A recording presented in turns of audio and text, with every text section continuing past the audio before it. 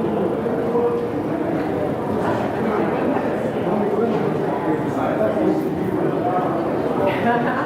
don't want Rich getting on you.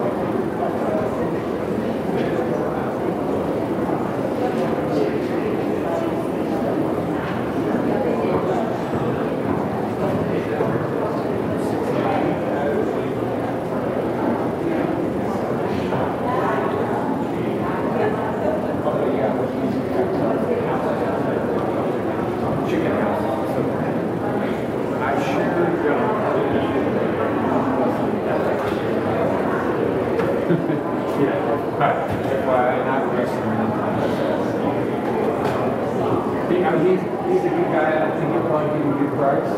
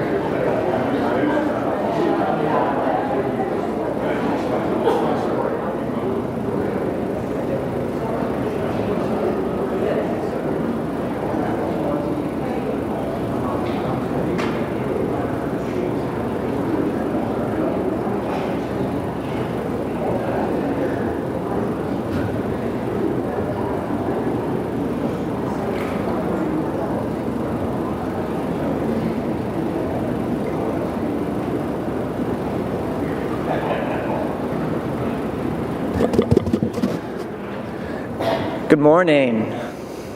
All right. Thank you for everyone coming here. Anyway, before we start this, we know that you guys are giving up your Saturday mornings. We know how tough that can be sometimes on the weekends. So we would like to thank all of you for coming, as well as thank all of our speakers for being able to come and share their message that hopefully we'll learn a little something today. You know, I guess you weren't expecting to come and get some education on a Saturday morning. You know, it's the weekend. But before we start the program, if we could just quick bow our heads for a moment of prayer. Heavenly Father, thank you so much for this beautiful day. We thank you for gracing us with all the individuals that have come in here seeking the knowledge on the human trafficking and what's going on in not just our communities and our state, but of course around the world. We would bless and thank you that we are grace our presence with these speakers today. Please send your spirit so that we are open for welcoming and hearing all the message that you would like us to hear. In your name we pray. Amen. Okay, so just quick few announcements just so you understand how the program is going to run. So in everyone's pews there are little pieces of papers for questions. So as all the speakers are talking, please feel free to jot down any questions that you may have. Don't worry about if you're nervous about asking certain questions. If you would prefer to talk to our distinguished speakers after the program, they will be available over in the chapel hall where we'll be having a light lunch. If you want to get the questions out, we will try and get to them. We're only going to do about 10 or 15 minutes here when all the speakers are done. But at the same time, if there's some questions that you didn't get to answer or you didn't get a chance to speak with the speakers, every single one of the questions that we receive will get put up on the Sheriff of Moore County's website. So we'll have all the answers and all the questions. So feel free, even if there's some just stuff that's really, that you hear today and it just is getting up in you that you say, hey, I really want to understand what's going on, put it on, because you know what, chances are high somebody else, both here or who, if we ever share these links with people, they're going to want to know these answers too. With that said, we are live streaming this today, so it is going out on the internet, and we are recording this. So if you really like this or you like portions of it and you want your friends or family members in other states to hear and see this, we will also have that link on the Sheriff's website, so you'll be able to send that too. Otherwise, right after I said, after all the speakers, I'll just quick announce, we'll clean up your questions, and then when the speakers and Q&A is done, we can reside to the chapel hall for some lunch. So now that we start the program, I'm going to quick introduce all of our distinguished guests, and then we'll kick it off. So our first speaker today will be Sheriff Neil Godfrey. He's a graduate of Wake Forest University with a degree in chemistry. He began his career in law enforcement as a special agent with the North Carolina State Bureau of Investigation in 1973. Sheriff Godfrey retired from the SBI in May of 2002. He last served as a special agent in charge of the SBI Southeastern District. He was appointed as the chief deputy with the Moore County Sheriff's Office in December of 2002, and then was sworn in as the sheriff of Moore County in May 2013. Sheriff Godfrey and his wife Linda live in Whispering Pines. They have two sons, Brian and Brent. After the sheriff, we're going to hear from Mr. Pete Twidell of Five Sparrows. In 1997, he married his high school sweetheart, Kelly, and Pete met the Lord and was saved in 2001. He received and began answering the Lord's call toward anti-human trafficking between 2010 and 2012 when he became the founder and executive director for Five Sparrows. Five Sparrows is a U.S.-based nonprofit which works against human trafficking through direct partnerships with law enforcement and victim service organizations. From 2012 to 2016, Kelly was sharing most of the burdens of Five Sparrows as Pete was completing his career as an active duty Army officer. He retired from the Army in 2016 and now full-time utilizes all of gifts and life experience to integrate and align a large network of volunteers against human trafficking in Cumberland and the surrounding counties. He's passionate about working all facets of the human trafficking injustice in the community and thoroughly enjoys sharing an office with his queen, his wife, Kelly. Pete graduated from West Point, has a master's degree from the Naval Postgrad School, and him and Kelly both live in Fayetteville with their children, Maddie and Isaac. And finally, we'll be hearing from Ms. Ann Friesen of Friend to Friend. She's currently the executive director for Friend to Friend, located in Carthage, North Carolina. She has more than 12 years of professional experience in the human services field. Ann's focus has been to help families and couples build stronger relationships and equip parents with skills to become better parents. Ms. Friesen earned a master's degree in theater and media arts from the University of Kansas, and in 2012, she completed Duke's executive education program in nonprofit management. 2013, she completed Duke's executive education program in nonprofit leadership. 2016, Ann completed Harvard University's Kennedy School Executive Education Program on Performance Measurement for Effective Management of Nonprofit Organizations. She's currently working on her doctorate in education and leadership programming.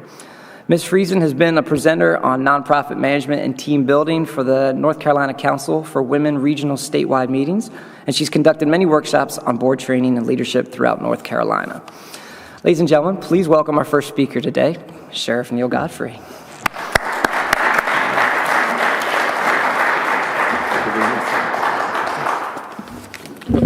Good morning, everybody, and thank you for coming. To start with, I want to wish everybody a Merry Christmas and hope that you have a very happy New Year. I want to start this conversation today by reassuring you that today, statistically in Moore County, we really don't have a serious human trafficking problem as you see in other parts of the country. However, that does not mean it does not exist here in Moore County. A lot of human trafficking is concealed, so we don't see it, and it's just hard to develop sources to find out more about it. With the recent influx of the many different families and the population that we do have here in Moore County, and the resort here with the golfers and businesses coming to town, we are at risk of human trafficking occurring here. Now, human trafficking is not a new business. It's been around for years. My first exposure to human trafficking was in New York City back in the mid-'70s. And at that time, you had people waiting at the bus stops and the train station and the airports looking for runaways, and young girls getting off the buses and airplanes that are by themselves. And they would approach these young girls and try to solicit them or promise them a future in the acting industry and lure them into the drug business and then into sex trafficking. But human trafficking has become much more sophisticated, especially with the use of the internet. Using the internet, these predators, human trafficking predators, can easily find victims in any community, including our community here in Pinehurst, Southern Pines, or Aberdeen. And they are very skilled at attracting and victimizing young, innocent victims. They use the internet both for recruiting and for advertising their businesses. A lot of the sex trade you find now on Backpage, which is a place people go to on the internet. We recently attended a terrorism conference up in Charlotte, and there was a specialist who worked on Backpage and how to use it, and she explained to us the way that the traffickers are using Backpage to do both. But regardless, human trafficking has become a growing business.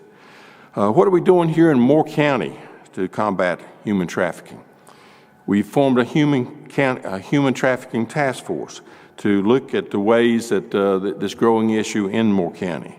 We've trained our deputies to recognize signs of human trafficking and how they should respond when they see these signs. We now have non-law enforcement resources available to provide housing and counseling for these victims. And that's a very important thing, because we worked these type of cases back in the 90s. We had nowhere to refer these victims to. Basically, we had to try to look after them as best we could, and most of the time they would return to their pimp or whoever was running their program. This past July, our legislature passed a bill, and Governor Cooper signed it, making it a more severe felony to participate in human trafficking in North Carolina.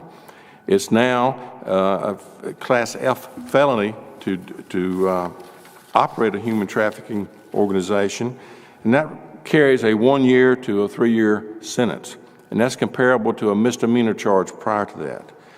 When they involve minors, it becomes a Class C felony, which carries anywhere from 44 months to approximately 15 years as far as a criminal sentence. Now, what can you do to help? First, realize that North Carolina has the distinction of being one of the top 10 states in the country for human trafficking. Our state was ranked 8th in 2016. Charlotte, Fayetteville, Raleigh, and our beaches are attractive places for this kind of activity. You should increase your vigilance. If you see suspicious activity, don't hesitate to call 911 and report it. We'd much rather respond and find out there was nothing to it than not respond and find out a few days later that we had a victim of human trafficking and nobody responded to try to help the victim. Volunteer or make donations to organizations that provide counseling and shelter to victims of human trafficking, such as Friend to Friend and Changing Destiny Ministries and 5 Sparrows out of Cumberland County. These organizations provide a very valuable service to law enforcement in this war against human trafficking. In closing, you'll hear some more information today about what Pete and Five Sparrows are doing in Cumberland County, and you can see from that the importance of helping these organizations to provide counseling and housing for these victims. But the most important thing is when you do see something of this that's suspicious, please don't hesitate to report it. Thank you.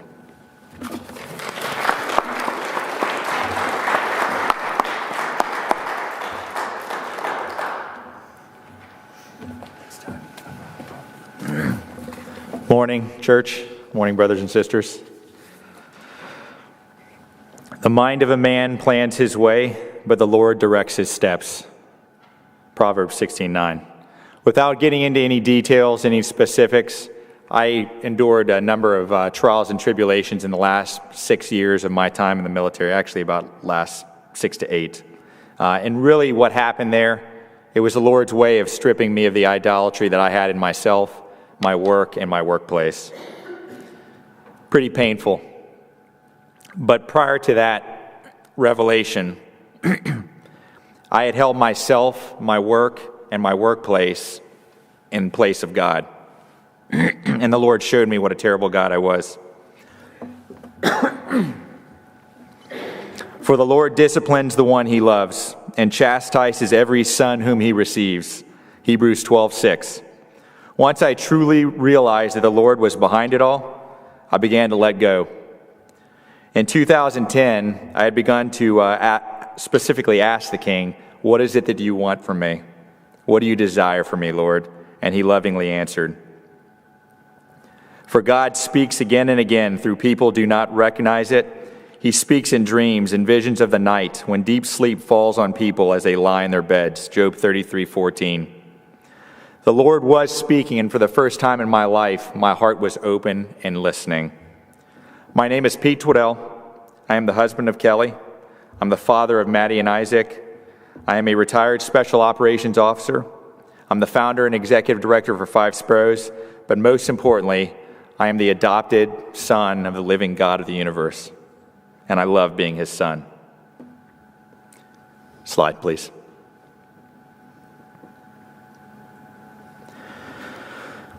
When he was a much younger man, Justin Downin, the guy in the top right corner of this slide, he received a heavy burden from the Lord to pursue human trafficking. In 2008 to 2009, Justin had become a Special Forces officer, and while deployed to Iraq, he answered the second call from the Lord, which was to purchase 10 copies of the book that you see there on the left, Terrify No More, which is about the international justice mission that works overseas. And the Lord said, hand these copies out to people you meet. So he hands it off to a man named Scott Kelly. That's the guy below him. Okay, they were on a deployment together in Iraq. And during that combat deployment, he handed off a copy. Scott read the book. Scott and I have an interesting background together. He was at West Point with me. We were on the skydiving team together. This is long before either one of us had met the Lord, so we were a little bit on the crazy side. But in 2010, both Scott and I knew the Lord now. Scott was now my squadron commander, and he hands me a book. After we had a long discussion, the discussion was this: Scott, I'm excited to be working for you. It's exciting to see you on the other side of this thing. You know, we're alive in Christ now. But I feel like I have a calling beyond the military. I feel like the Lord has put something on my heart. And so he said, hey, you might want to check this book out. I read it, I liked it, but didn't really do anything for me, but you might be interested. So I devoured that book. I read it, it broke my heart. I gave it to my queen. She read it, it broke her heart as well. And that was the start of it all. About 2 months later, we were at the first sermon that Manna had on human trafficking, and they talked about a 9-year-old girl that was overseas in Southeast Asia, and she was chained to a bed, and there were 30 men stacked up outside the door waiting. Okay, our hearts broke at that point, and that's where the Lord said, this is what you're going to do. And we started answering, and it was painful at first, but it got better and better as he gave more and more of the vision. I will explain what that means here in just a second. So about 6 months later, I met with Pastor Michael Fletcher from Manna Church, and I explained to him what the Lord had told me, the vision. And he said, I want you to be one of our ministry partners. They were the first church to say, I'm going to support you. We're going to provide, your DNA fits our DNA, and I want to do what I can to support this vision that the Lord has given you. 4 months later, Kelly and I went in, we're talking to Special Victims Unit of the Fayetteville Police Department. There were no human trafficking detectives, there were no human trafficking units on our side. But our first meeting with them, we explained what we're going to do, and they said, we want you working with us right off the bat. So what did that mean? It means when victims come, we're going to do our best to meet the needs of the victims, and I'll explain in a bit. So in December of that year, we were incorporated, and then April, about 3 or 4 months later, we met and served our first victim, and that victim is thriving right now, the very first one. June of that year, we started up an operation called the Call Center. What we were doing there was reaching out to the ladies that are on Backpage. If you don't know what Backpage is, it's like Craigslist, and it is the primary medium right now, and it looks like escort or it looks like prostitution, but it's actually trafficking. And the women or the men are posted on there, and a buyer will come along, make an arrangement, and call them. So what we were doing with the call center, and when I say we, that's 5 Sparrows, our ladies were the ones calling ladies, men call men, and typically that's how we operate. They were reaching out to them saying, hey, I saw you, I want you to know who I am and what we do, I wanted to let you know that we're praying for you, and is there anything we can do to help? So time after time, Kelly would come to me, and she said, Pete, we have nothing to offer them. We have nothing. We don't understand what they need. They say, I want a job, I want to get out. We couldn't help them. So one by one, we started serving. We started meeting the needs, trying to figure out where the resources were in the community in Cumberland County, and we started building a resource book, and that's how it started. But at some point, I said, this doesn't make sense. And Kelly was frustrated, and I said, this is me trying to force my will on this. We don't need to be doing call center operations until we have a support apparatus built. So we shut it down. The Dream Center was established. That's the building we operate out of. Kelly is the director for the Dream Center. We do a lot of other things besides the human trafficking, serving, feeding the homeless, and providing support to domestic violence. We do a lot of different things there, backpack buddies, GED for those that don't have that kind of thing. But Dream Center was established, and really in about 2015 to 16, that's when the Lord really started to rescue the victims. And what does that mean? We found the right healing pathways for these ladies. And I say ladies, we serve men as well, but predominantly we're talking about women. And we found the right programs to connect them with, and the right way to serve them and to love them. And then in June of last year, that's when I retired, and this became my full-time ministry. So what exactly did the Lord lead our hearts against? Slide, please.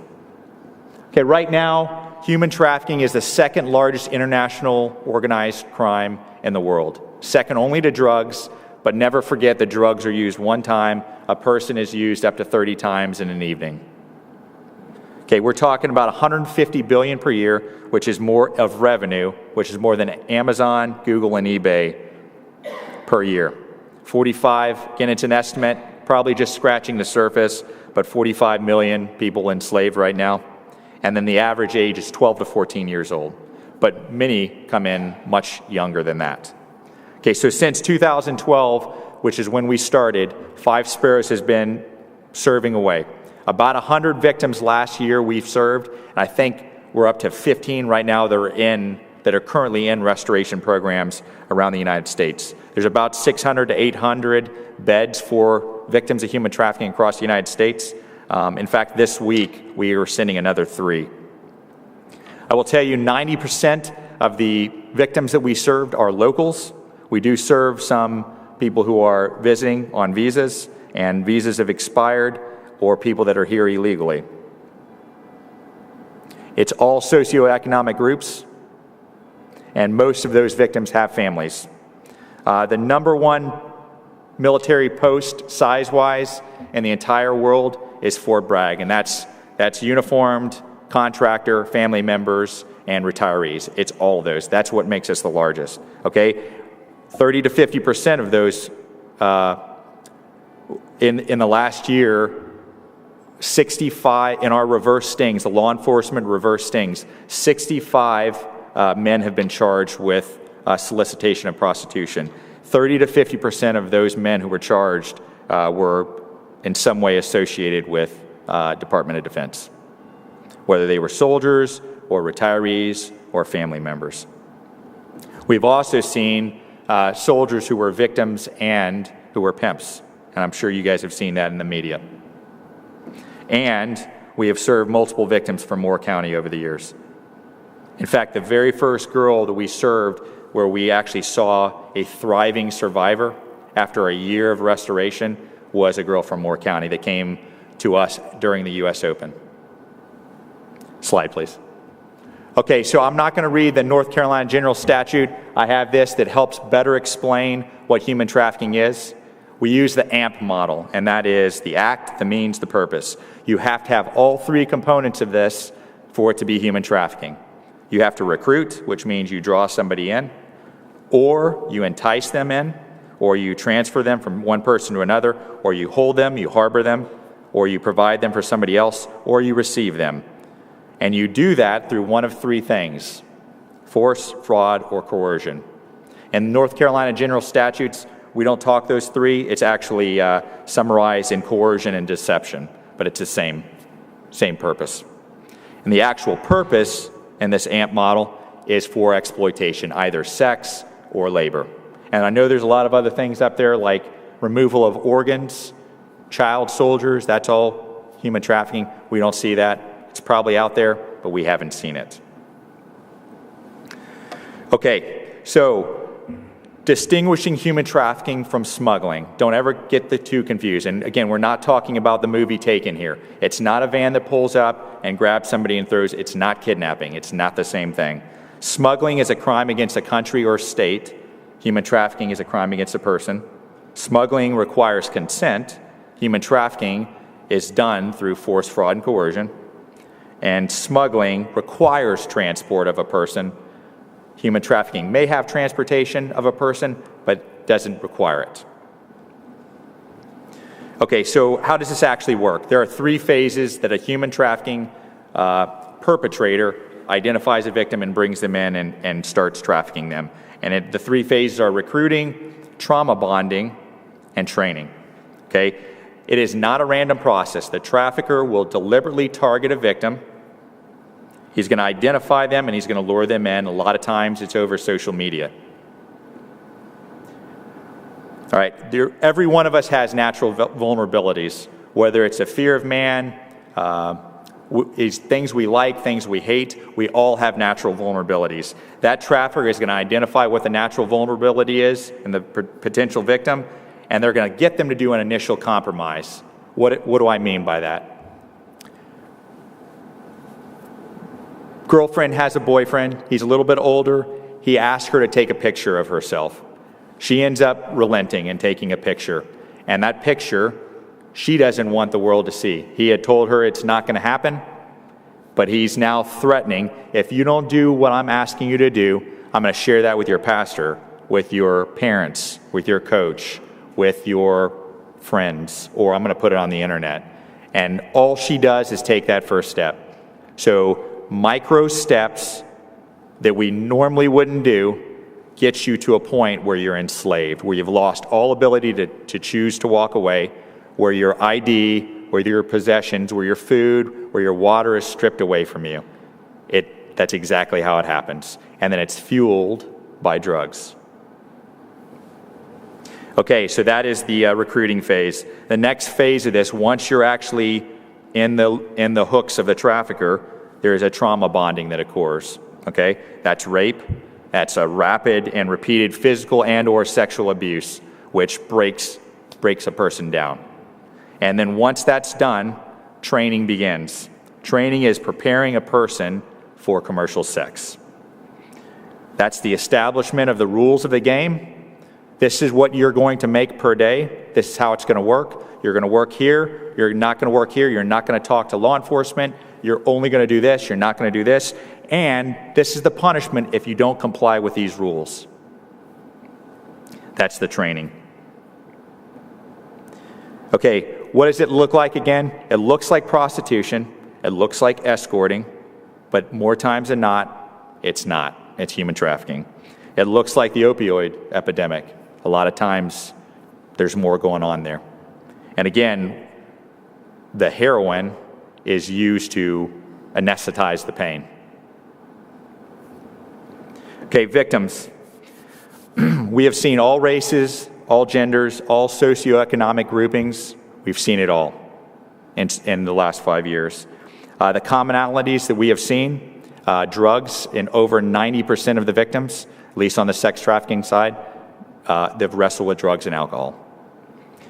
And the other piece, I think only one time in our hundreds of victims that we've served have you had the actual original parents, mom and dad, still intact. Next slide, please. Okay, here's a snapshot of some of our human trafficking perpetrators.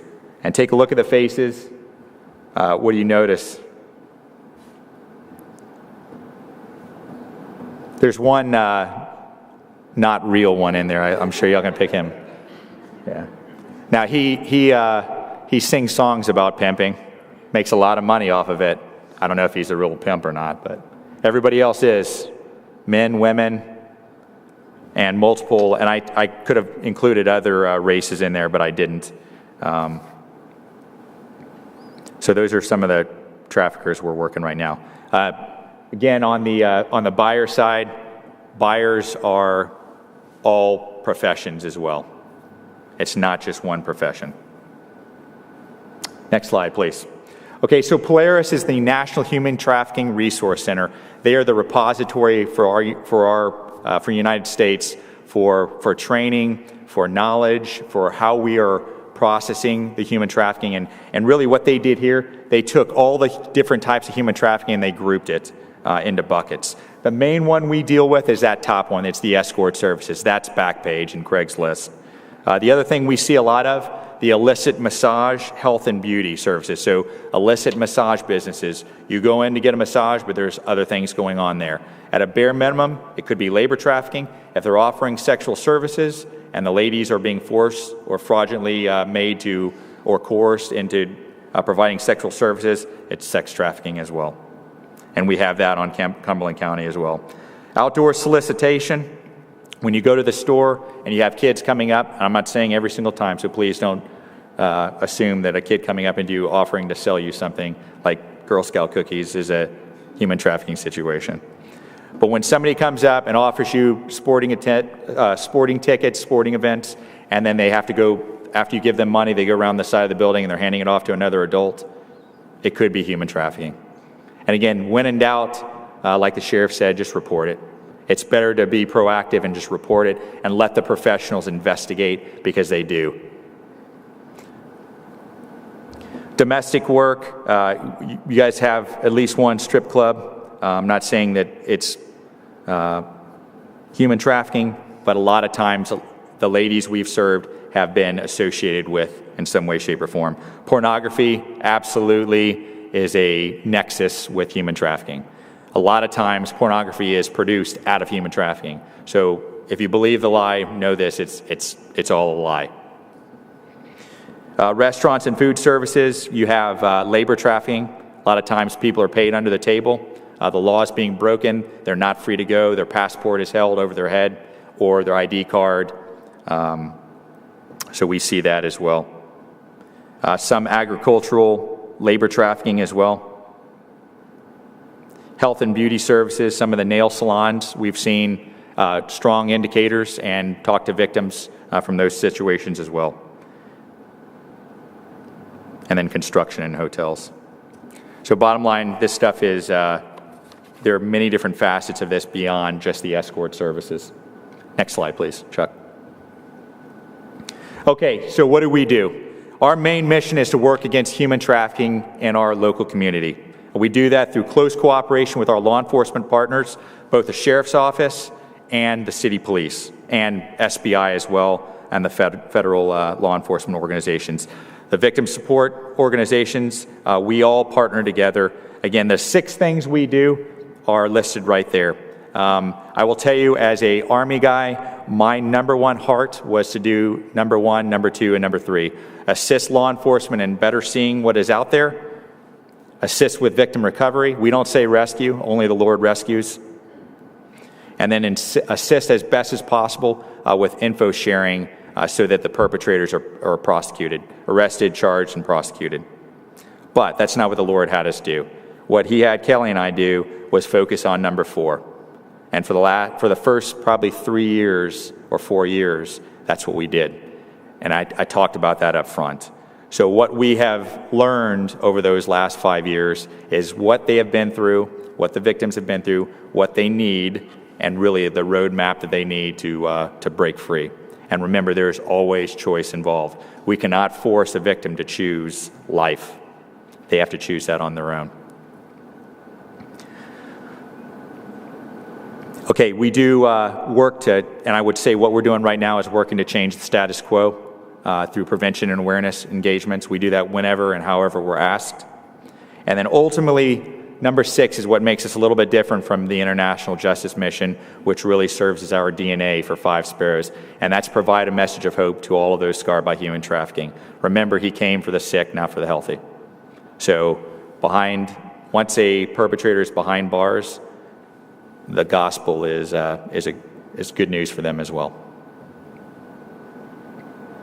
Next, please. All right, victim services. I'm going to hit some of the highlights over the last couple of years. Our victim services, we consider them full spectrum. We don't always offer every single thing to every single victim, but there's a reason for that. And if you volunteer with us, you'll understand quickly the why behind that. We have supported over 100 victims in the last fiscal year. And again, I think by the end of this week, we'll have 15 now in programs. When I say full spectrum, we will provide food, water, shelter, clothing, shoes, ID card, assistance with immigration,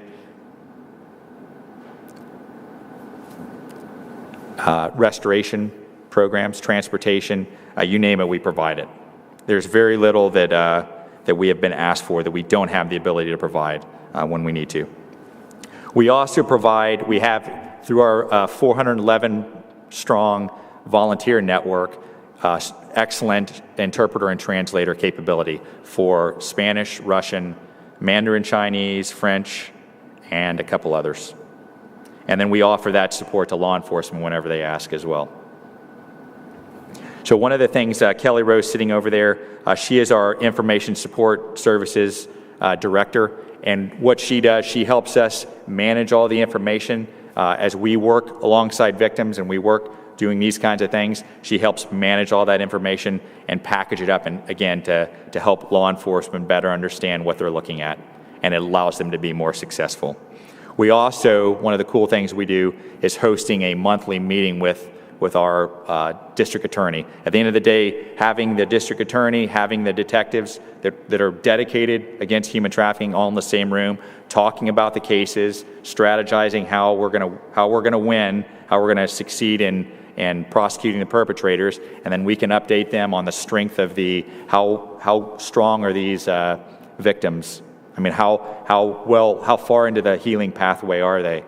And we can update them on those kinds of things. So that is one of the great highlights in the last year. We have trained EMTs and the probation and parole officers really within the last 3 weeks. We did that, but we're constantly doing the prevention and awareness. And then most recently, this Christmas, Kelly and I will be traveling to another state where we are starting to plant seeds for 5 Sparrows. As Manna Church has continued to expand across the United States, we are placing a 5 Sparrows alongside some of their new locations. Again, that takes many years to do, and it starts with training up a volunteer network. We believe the church has to be there first, and then you teach we were called to be the light of the world, salt of the earth. You have to train your volunteers that come out of the church, and they go and they serve. So that's the first step. Next slide, please. Okay, so some final thoughts. One of the greatest obstacles we face in this kind of work, in this line of work, is the the hardened heart, the stubborn heart. Every single one of us typically wants to do things our own way. God has said, this is the way you should do it, and there's life and truth and goodness this way. We say, nah, I don't really believe you. I kind of want to go my own way on this. And as you can imagine, we face the same thing with serving victims and survivors, okay? So it is very important to remember that as we talk about all these things, we have our own stubborn hearts, every single one of us. And the closer we walk with the Lord, the more He loves those things out of us and makes us flexible. Okay, so on the purity side, important thing, we've talked about the pornography, how this stuff is used to produce pornography. Purity is a choice. And the king says, flee from sexual immorality. And I'm talking to men, but I'm talking to everybody in the room. We have a choice every second, every day to choose purity. And there's a reward for that. We should never allow that double life. And when we realize we have a double life, that's what the cross is for. We repent and we come back to the King. Okay, judgment versus grace. Okay, let's talk judgment real quick. Judgment is looking at a girl on the street and saying, she's making that choice. Judgment is looking at the list of guys up on the screen and saying, they're evil men. And yes, what they do is evil. But never forget, they were made in the image of the Creator. So the important point here is judgment is best reserved for those who have the wisdom to judge, and I only know of one that does it very well. Grace. Grace says we could have entered life into any one of the 3 points of the human trafficking triangle. We could have been a victim, we could have been a buyer, we could have been a trafficker. Grace recognizes that there is an ever-pursuing, ever-passionate love, agape love, self-sacrificing love that constantly tries to bridge the gap to us, to bridge sin and death, to bring us back to Father. Remember, He came for the sick, He didn't come for the healthy.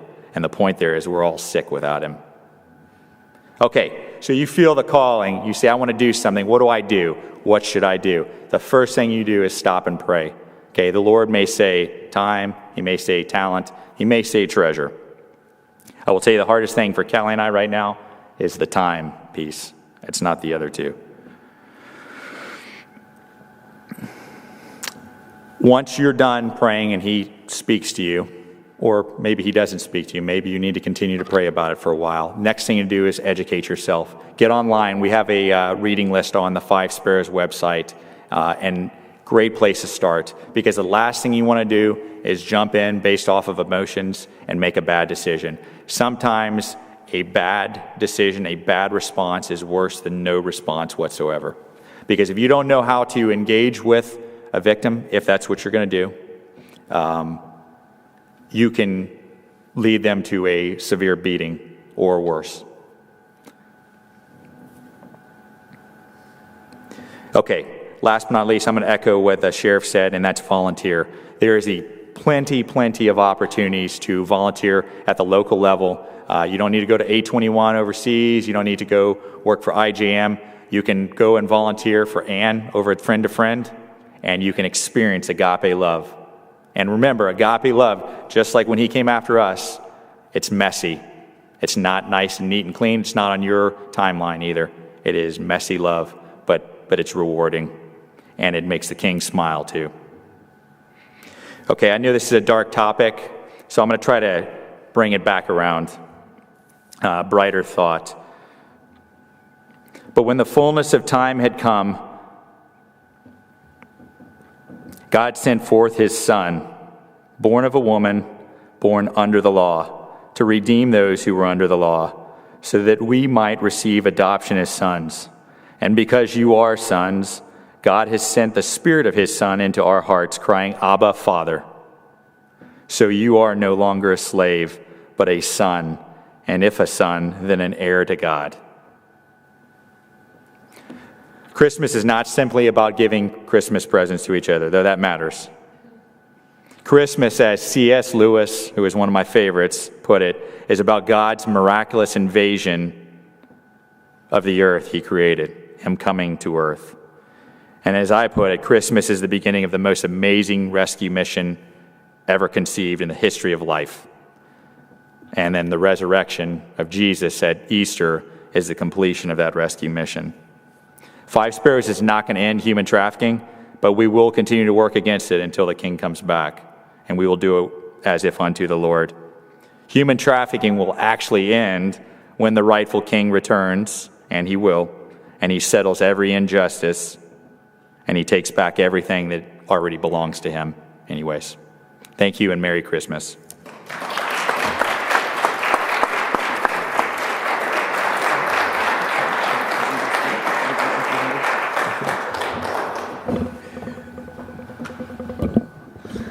Thank you, Pete. Our final speaker, Ms. Ann Friesen from Friend to Friend. Thanks.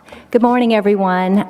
It's a real pleasure to be here. Again, my name is Ann Friesen. I'm the Executive Director for Friend to Friend, and I'm just going to spend a few minutes, about 15 minutes, just wrapping this up and giving you a little local perspective. For those of you who are not aware of Friend to Friend, we've been around here in Moore County for over 30 years. We were started by a small group of Moore County citizens who wanted to help battered women and their children find safe shelter and services. And through the years, we've become a three-prong approach. We work with domestic violence victims who've been battered. We help sexual assault victims, and now we help human trafficking victims. Over the last 4 years, we've added human trafficking to our mission because we see that intersection between physical and emotional violence and sexual violence, and we are seeing more human trafficking victims. So I want you to think about Friend to Friend and also just about how we respond. We have a 34-bed shelter at Friend to Friend, and women and children can come for up to 3 months and stay with us if they're domestic violence or sexual assault victims. If they're a human trafficking victim, they can stay as long as it's going to take. So, for example, right now we have a human trafficking victim. She stayed with us for over a year, and she's probably going to need another year at our shelter before she's going to be able to be self-sufficient. Our mission, as you can see, is to help victims of domestic violence, sexual assault, and human trafficking rebuild their lives. And we do this by offering many services. Next slide. These are just a few of our services. We have a huge focus with human trafficking on prevention, and we have been working for over 2.5 years developing evidence-based model that is going to be adopted by many in the state to go into the school systems and help children identify human trafficking. What are the warning signs? We're also going to be doing a community action or community awareness campaign next year so that we can really educate everybody in Moore County on a community watch program that you can identify in your neighborhood, at your office, on the streets, and then you can call Sheriff Godfrey and the Moore County Sheriff's Department to report, and they can respond. So just to give you an idea, last year alone, Friend to Friend helped over 2,100 victims. Of those 2,100 victims, a very small handful were human trafficking. So we're just starting this process. Five Sparrows has really been an amazing, it's been an amazing opportunity for us to get to know them because they have been working this for many years, and they're a model that we are going to hopefully get some information and build a better program because of their existence. So I really hope that you will support Five Sparrows in their effort because they are way ahead of the curve for human trafficking response and volunteer training. So last year we spoke to over 9,000, last year alone, 9,000 Moore County residents and students in the Moore County school system on domestic violence, sexual assault, and human trafficking. We also do hospital accompaniment. So anytime there's a human trafficking or a sexual assault that goes to the ER at Moore Regional, we always have a trained advocate that's called within 30 minutes. The head nurse will identify that he or she is a sexual assault victim. They'll call our crisis line, and we will have a trained advocate at the ER to help that person go through the rape kit and just kind of know what are the resources in the community. So that's a really important thing that we do, and we need more volunteers in that capacity. Next slide. I thought you might be interested in seeing what our 34-bed shelter looks like. It's a cottage-style home, and we want it to feel like a home so that folks could really heal and access the services. Next slide. These are just more pictures. We have 6 bedrooms, and in every bedroom there's 6 beds. We don't always have the full capacity. In fact, we average about 12 to 15 residents at a time. Next slide. We are very interested at Friend to Friend in helping people become self-sufficient. So even though we have some funding to be an emergency shelter, and that just requires food and water and a bed, we have services that are evidence-based that help these women, while they're staying with us, break the cycle of generational abuse and become self-sufficient. And here are some of the programs. Next slide.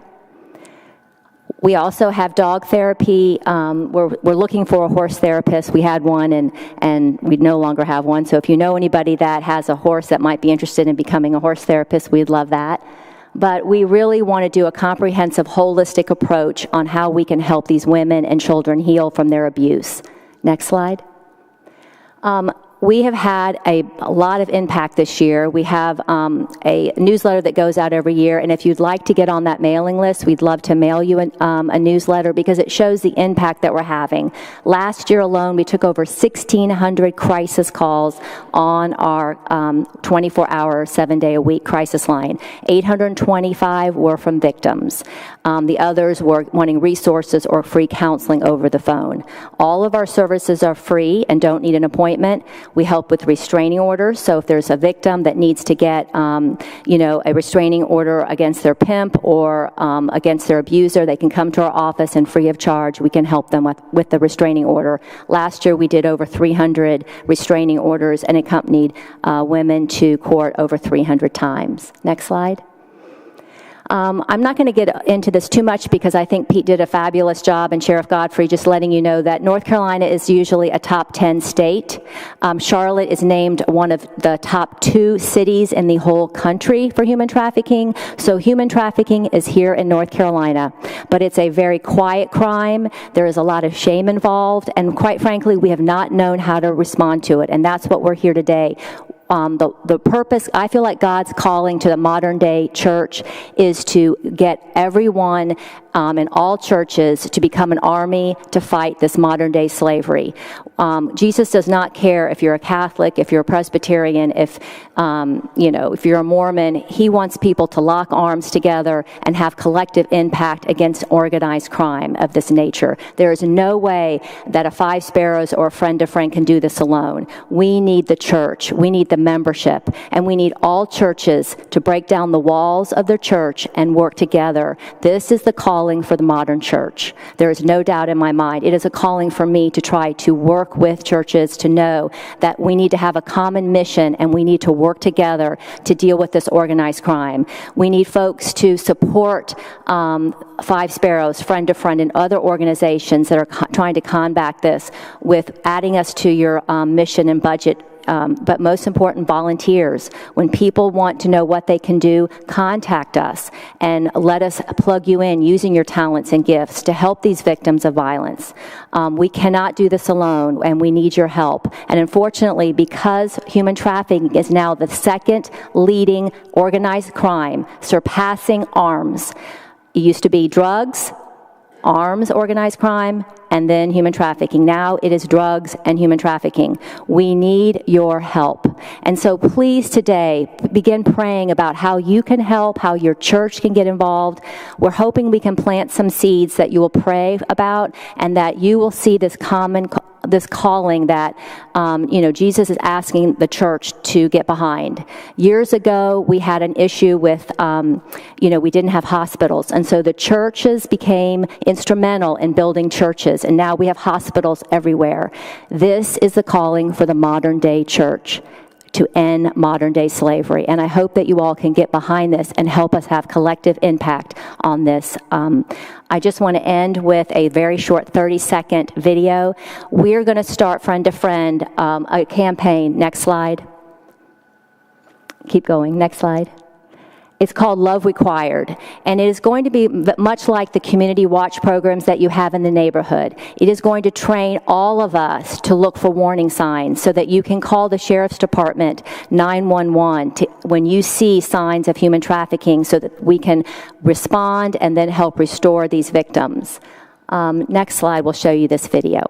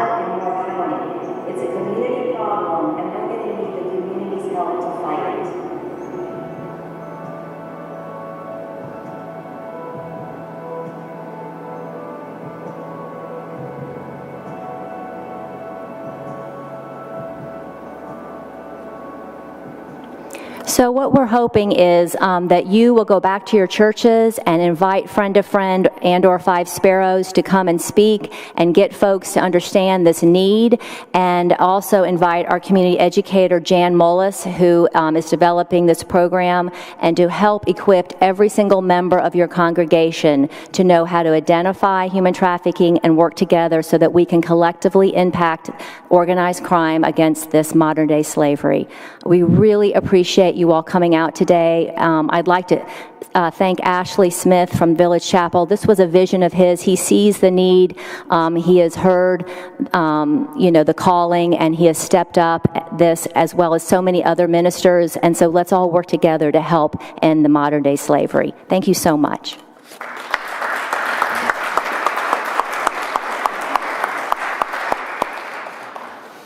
Thank you to all of our speakers. Right now, if you have any questions, if you have anything jotted down, we'll have Pastor Ashley kind of walk down the aisles and kind of collect anything, and then we'll have a few minutes before we resign to some lunch.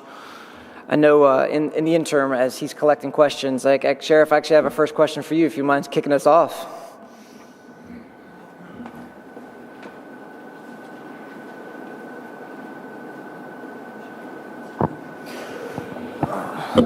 So, Sheriff, I'm sure as people are thinking about this, it's a lot to digest, I'm sure, for hearing from all the three different speakers. I guess the first thought is, how could people get involved? We know Five Sparrows and friend to friend, of course, but what would law enforcement need, other than a volunteer organization, other than what potentially could be some ideas of you that could help some people get involved in the community? And I don't mean to put you on the spot, but I was just thinking I'm sure that'll be a theme that's kind of running through people's thoughts. It's kind of an underground economy, so it's hard to see. Drug dealing, a lot of times we get complaints of a lot of traffic at a particular house, and as a result of that, we respond to the complaint. But we get very few, if any, complaints concerning sex trafficking or the solicitation to commit prostitution. But the biggest thing that you can do is look for the signs that you can learn about just by reading about it on the internet, signs of human trafficking. And when you see anything that meets those signs that you learn about, it's simply to call 911 and report it to your local law enforcement agency, and then we can respond and make a determination of whether it is or is not. We do have a tip line that people can call. That number is 910-947-4444. That's 910-947-4444.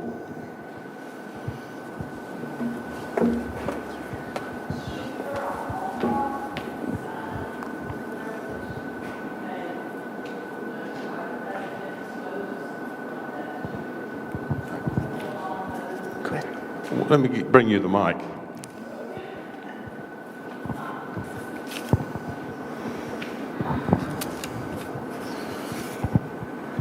Well, y'all have given us a lot of information, I guess, in a short period of time, and I didn't know if there was like what y'all call a hallmark sign that cops or people that are actually trained that y'all would look for that would kind of help us have an idea of how to report it, or, you know what I'm saying?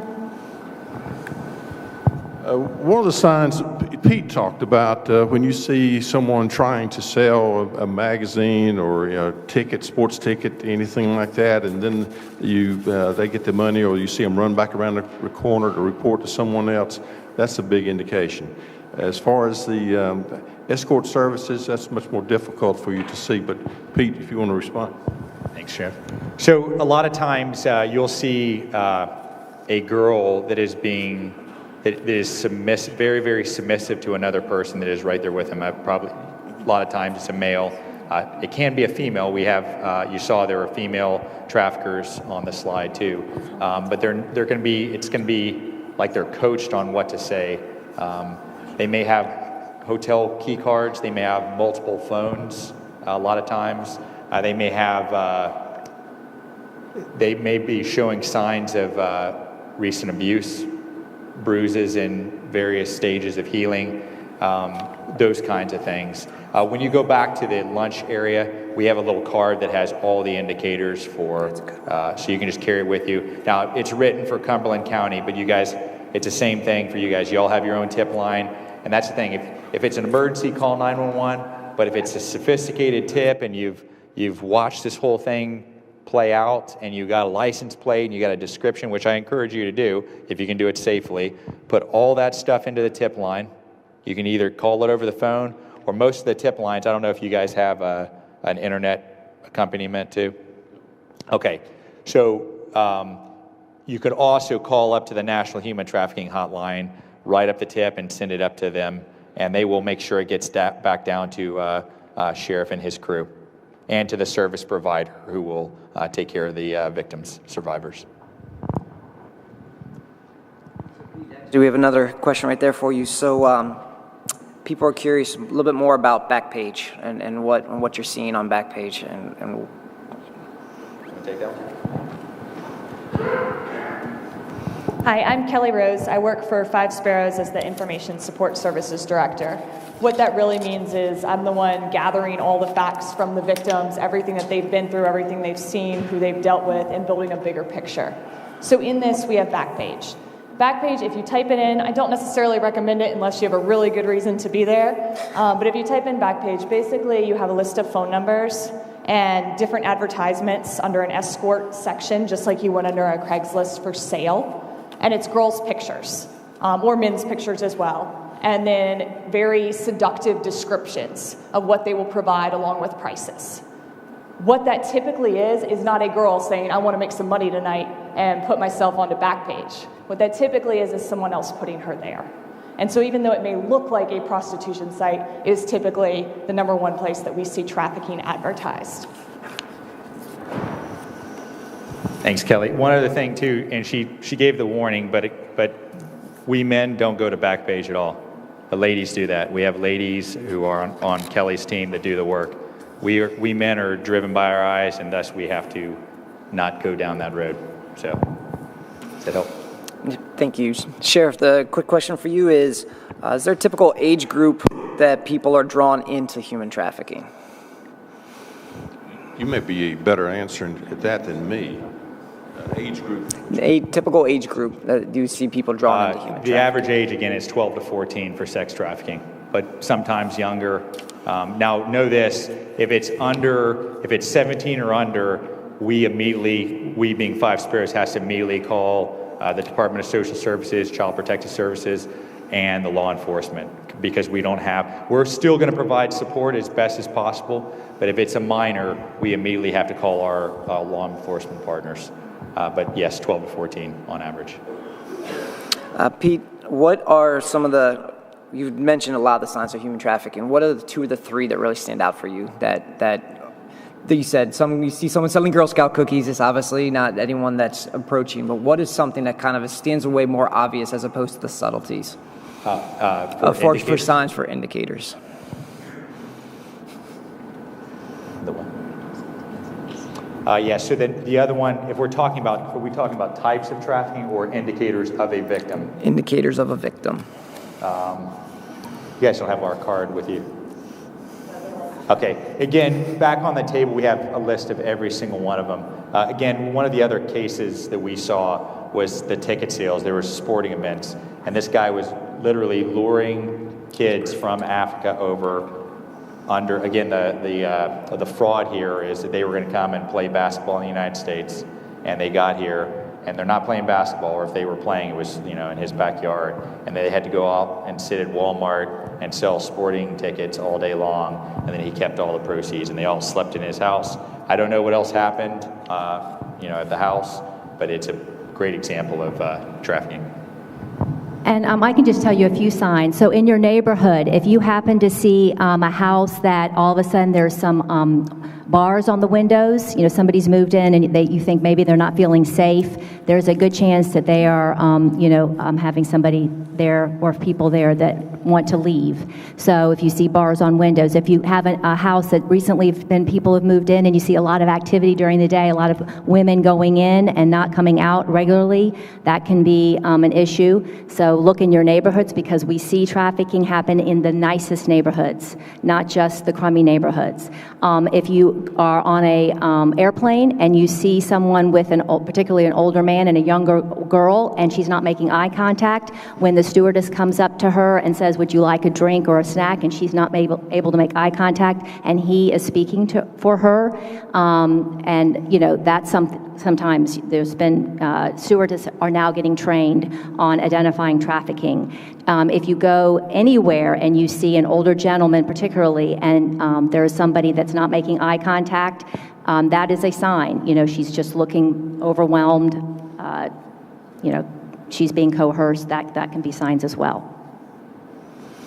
And this question's for you. So what are the factors that cause Charlotte to be the second largest city in the nation for human trafficking? Okay, well, there's key factors that they look for when traffickers pick particular areas. They like to see states that have a lot of highways, and so North Carolina has a lot of through highways.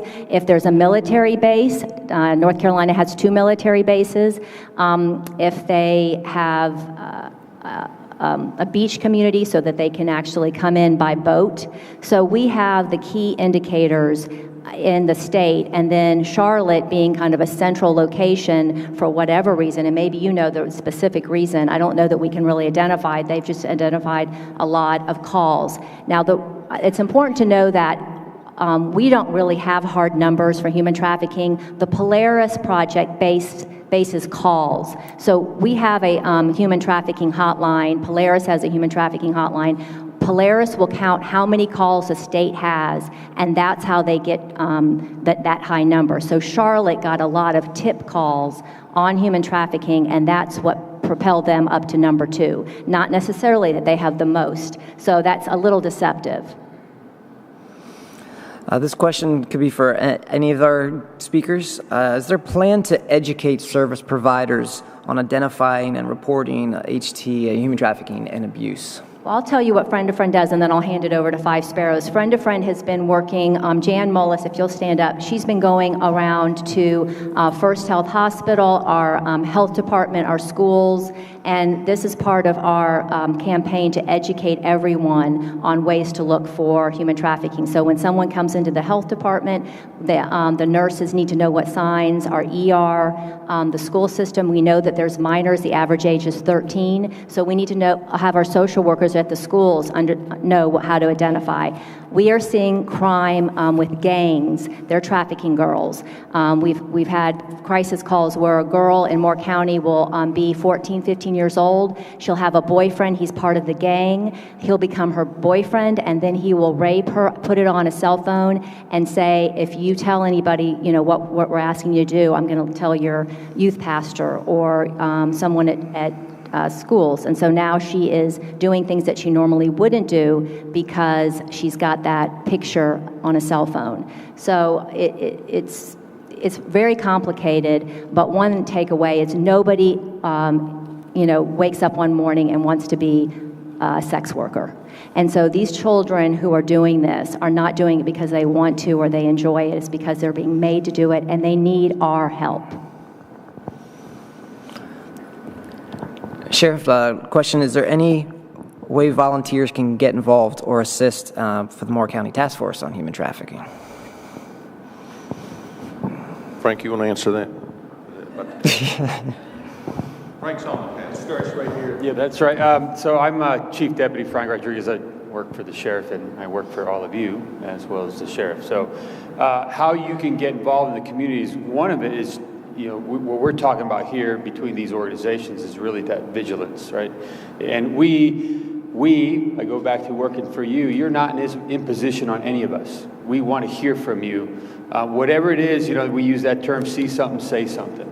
More often than not, these crimes, they're happening, they're pretty pervasive. The signs and symptoms are there, but we don't want it.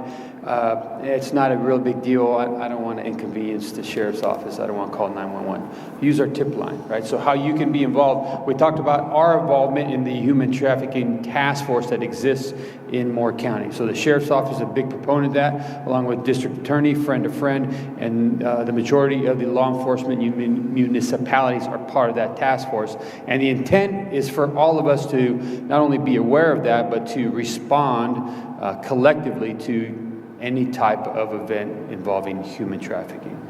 From the sheriff's office, I will tell you, previous question, every deputy has been trained on recognizing the signs and symptoms of human trafficking.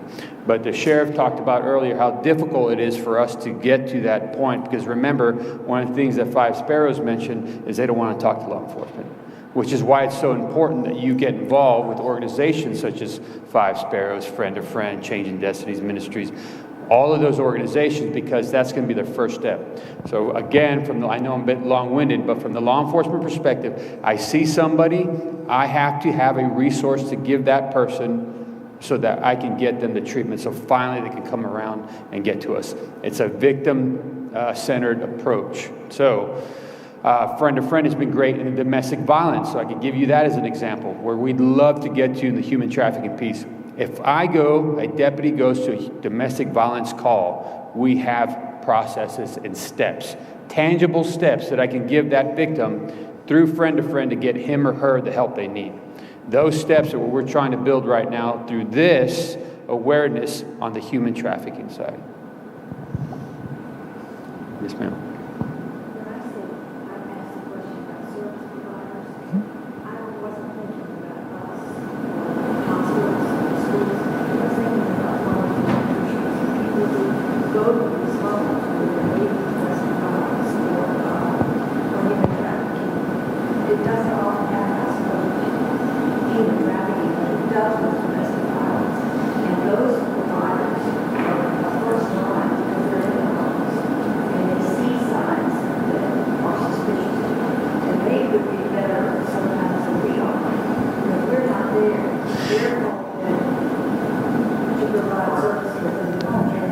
So she's discussing, I'll repeat the question. So she's saying, have we, the county, pushed this training down to some of the service providers, plumbers, electricians, people who have access into the homes? That is part of our awareness campaign. One thing I really want to talk about is also if you're in the banking business. You know, we focus a lot on the sexual servitude, but now I'm a banker. And every day I'm seeing the same guy, or once a month, I see the same guy. He brings a different person who usually doesn't speak the language. They open an account up, but he always has access to that account. Always, right? So that's that service provider. Or that service provider in the banking business, they do incident or security incident reports, something that they push up that we get access. But that's just one part of it. But let's go back to the plumber, to the electrician, and let's go back to all of you. You know your neighborhood more than any of us. We get tons of drug calls. You know, so I go back to just recently we did a search warrant on the drug house, arrested 6 individuals, crack, heroin, I mean, name it, and 2 kids were in the house. Right? Fortunately, we don't think they were human trafficking kids, but nonetheless, they were exposed to that. We got that tip through the neighbors. It's like the awareness piece is, I think, really what we're trying to push out to you, that we can multiply as a society to say, you know your neighborhoods better than we do. We're there all the time, but please let us know if it's something worth investigating. We'll dig into it. Be patient with us. Some of these things, as we talked about, that nefarious activity, they do a good job, the ones that are really good at it, of masking it. So yes, we need to make that awareness, which is, I think, the intent of us meeting this morning. All right, and last one. This is for both Pete and Ann with your respective organizations. There are some curious individuals on your annual budget, how you're doing financially this year, and then where do you get a lot of your help? Does it come from companies, individuals, grants? So. Okay, so right now we are on the Project No Rest grant. Ann is one of the pilot sites with Friend to Friend, and then Five Sparrows is also one of the pilot sites. That's our only grant right now. Everything else that we bring in is from private individuals and organizations that choose to donate. We have 2.5, well, really, I would say a total of 2. It's 1 full-time and then 2 part-time, and then several stipend workers that we're paying for right now. But on average, our operating budget is about $10K per month right now, which is, again, we do not have a shelter. Don't get me wrong, we do not have a shelter right now. I know once you go towards a shelter, the cost of operation goes way, way up. Does that answer everything you asked for? Perfect. So we do have a shelter, and so our budget it hovers around $500,000 a year, and that's to have an office that has a court advocate 5 days a week. We have 7 full-time staff and 6 part-time staff, and the 6 part-time, most of which work on the weekends at the shelter. About 49% of our budget is grant. We get grants, either small grants or state or federal grants. Something like an emergency shelter grant helps us pay for some of the utilities and food at our shelter. We also have some funding from the North Carolina Council for Women for domestic violence and sexual assault response advocates. The other half of the budget is getting from donations in our community, and so we rely heavily on folks giving us a check or signing up per month to pledge an amount, and then we also have churches that support our efforts. So it does cost money to run a shelter 24 hours a day, 7 days a week. We have a crisis line 24 hours a day, 7 days a week with a trained staff member. And here again, we took over 1,600 calls. It's a lifeline. We'll have somebody call at 2 in the morning whispering that they had just been beaten, their children are asleep in the bedroom next door, and their abuser is passed out and they don't know what to do. We are literally a lifeline. So we do need funding. We need volunteers. Right now, we desperately need a volunteer coordinator part-time. If anybody knows of anybody that might want to volunteer in that capacity. But we are a little less than half grant-driven. I'm coming right to you.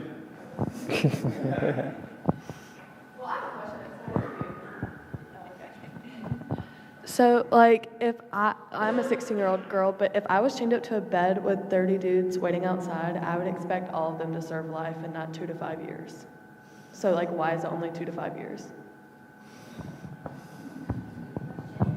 And you're how old?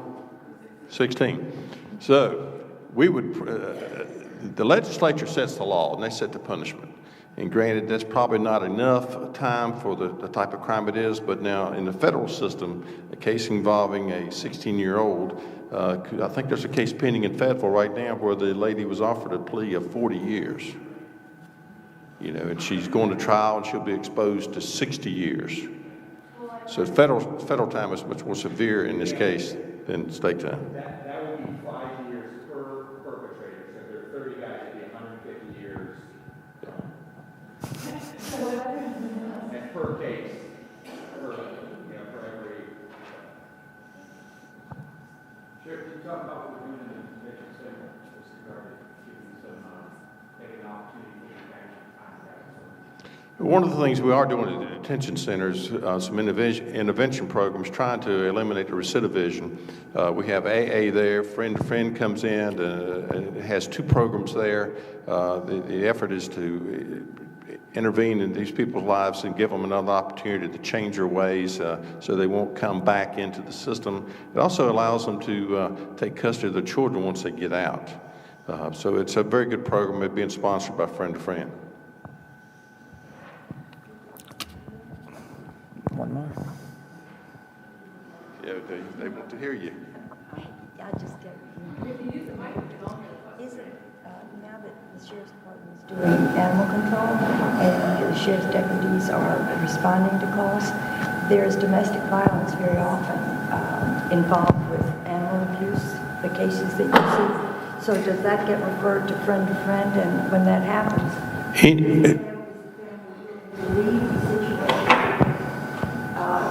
sometimes they're not willing to leave the situation, they can't take the pets. But Friend to Friend accommodate the pets in those situations. So this is a great example of how a church got involved. We had a small church in Cameron that instead of going to Costa Rica on a mission trip, they decided to adopt a friend-to-friend project, and so they built us an animal shelter. So on the premises at Friend to Friend, we have our cottage shelter, and then we have a little heat and air-controlled shelter for the pets, because the pets are often the first victim in a home with domestic violence. They use the pets, they'll torture or kill the pet and then tell the child, if you tell anybody what's happening, this is going to be you. We had 2 little boys that stayed with us about a year and a half ago. They reported 5 pets buried in the front yard of their Foxfire home that their abusive father murdered. So the pets are really important, and it is a barrier to access services, so we do have a pet shelter for animals to stay on the premise. Good question. Yes, ma'am. Your statistics can be misleading, and aren't we about 10th in population?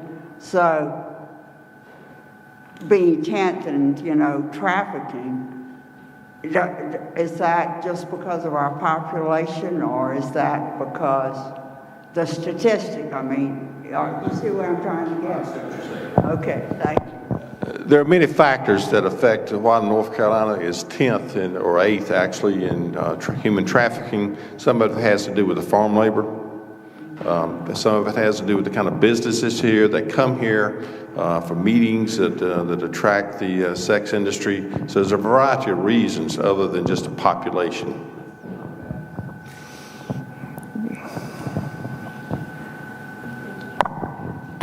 As a parent, I just want to say that I have 4 girls, and a lot of the questions are around what are the signs and how do we notice.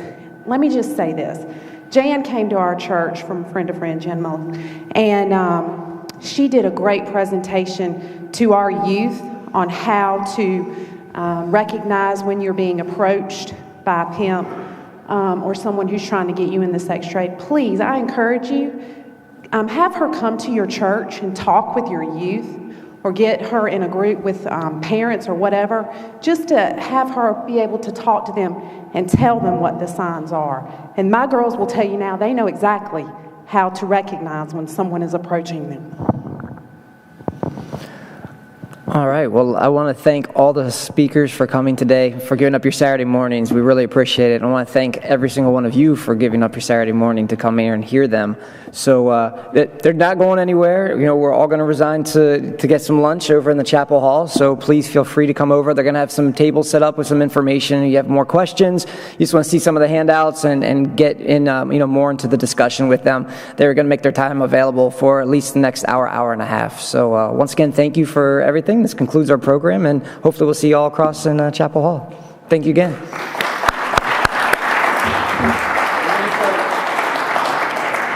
If you do have a question, if it's next week or next month, don't hesitate to call.